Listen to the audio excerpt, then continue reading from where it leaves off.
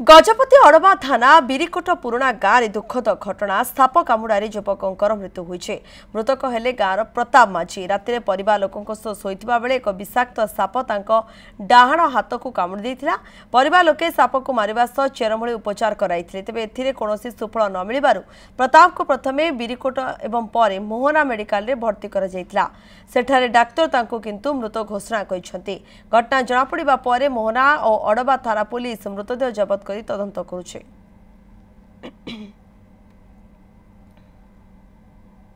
ଆମ ପାଖରେ ଗୋଟେ ପେସେଣ୍ଟ ଆରାଉଣ୍ଡ 9 AM ରେ ରିସିଭ୍ କରିଥିଲୁ ଯାହାର ନାଁ ହଉଛି ପ୍ରତାପ ମାଝୀ।